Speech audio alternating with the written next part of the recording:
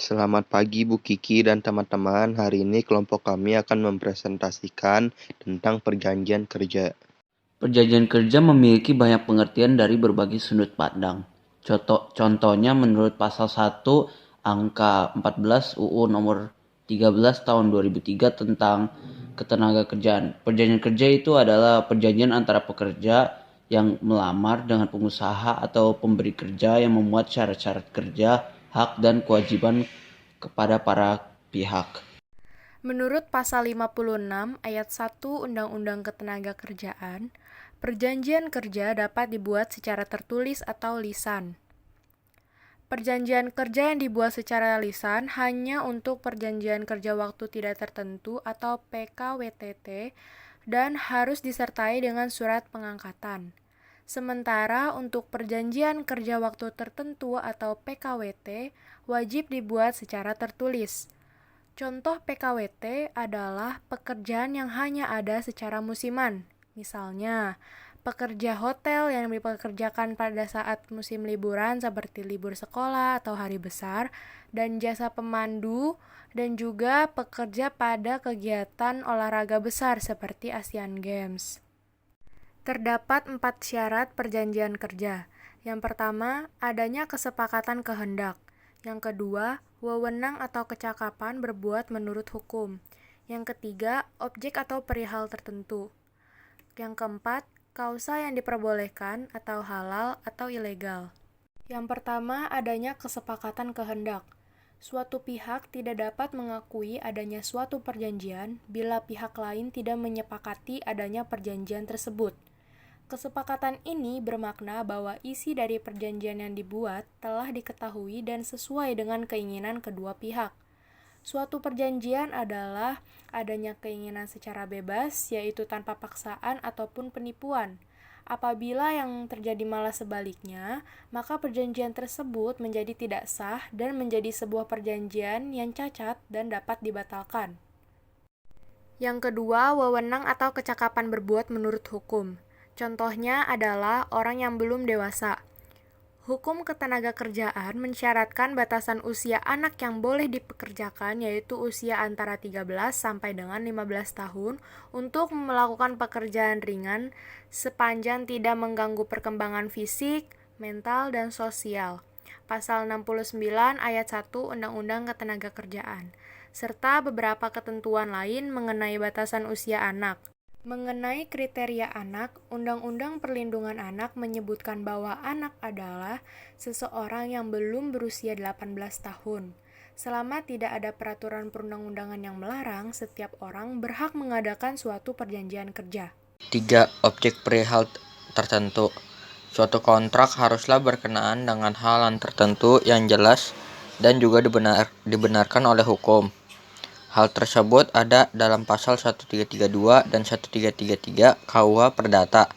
Pasal 1332 menyatakan bahwa hanya barang-barang yang dapat diperdagangkan saja dan dapat menjadi pokok suatu perjanjian, sedangkan pasal 1333 menyatakan bahwa suatu perjanjian harus mempunyai sebagai pokok suatu barang yang paling sedikit ditentukan jenisnya. 4. Kausa yang diperbolehkan halal atau ilegal. Suatu kontrak haruslah dibuat dengan alasan yang jelas atau sesuai dengan hukum yang berlaku. Jadi tidak boleh membuat kontrak yang bertentangan dengan hukum. Isi perjanjian haruslah tidak dilarang oleh undang-undang atau tidak bertentangan dengan kesusilaan. Misalnya, pengusaha tidak boleh mempekerjakan seorang pekerja untuk melakukan pencurian, membuat bom, atau perbuatan yang melanggar peraturan perundang-undangan lainnya. Tujuan dari perjanjian kerja yang pertama, agar proses keberlangsungan pekerjaan yang diberikan dan dilakukan berjalan dengan ekspektasi atau harapan yang ditetapkan dan diinginkan. Kesepakatan dalam naskah tertulis ini sangat penting bagi pekerja. Bagi pekerja penting, memastikan bahwa hak dan kewajibannya terpenuhi. Bukan hanya itu doang, perjanjian kerja juga dapat membentuk sebuah komitmen atau kesepakatan antara kedua belah pihak yang berisi perjanjian yang sudah ditentukan atau didiskusi dan disetujui untuk mempermudah kerjasama kedua belah pihak ke depannya. Yang terakhir juga untuk memperjelas status posisi atau jabatan serta rincian mengenai upah pekerja tersebut dan menetapkan batasan-batasan atau peraturan yang sudah berlaku di tempat kerja tersebut. Manfaat perjanjian kerja. Manfaat perjanjian kerja bagi perusahaan dan pekerja atau karyawan. 1. Pengusaha maupun pekerja atau karyawan akan lebih memahami tentang hak dan kewajibannya masing-masing. Contoh, memberikan pelatihan serta pengembangan kompetensi bagi karyawan. 2. Memberikan fasilitas jaminan kesehatan dan menjaga keselamatan karyawan.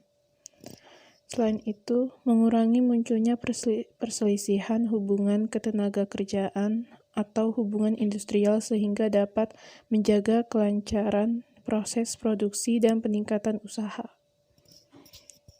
Manfaat perjanjian kerja bagi perusahaan. Pengusaha akan menerima penilaian positif dari pemerintah karena dianggap sudah mampu menjalankan satu hubungan yang harmonis dengan pekerjanya yang diwakili oleh pengurus serikat pekerja. 2. Menciptakan hubungan industrial yang kondusif antara perusahaan dan pekerja karena semakin minimnya perselisihan kerja yang terjadi. 3. Dapat menganggarkan biaya tenaga kerja atau labor cost yang perlu dicadangkan atau disesuaikan dengan masa berlakunya perjanjian kerja bersama. Selanjutnya, manfaat perjanjian kerja bagi pekerja atau karyawan. Yang pertama, pekerja atau karyawan akan mempunyai kinerja yang lebih produktif dan termotivasi karena semua aturan dijalankan dengan baik sesuai kesepakatan bersama. Yang kedua, karena kepuasan akan hak memicu pekerja untuk berterima kasih dan menjaga semua aset-aset yang dimiliki oleh perusahaan.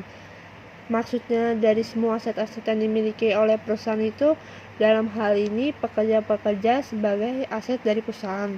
Dengan begitu, kehilangan aset dari perusahaan akan memberikan pengaruh yang besar bagi daya tahan dan sehatnya perusahaan.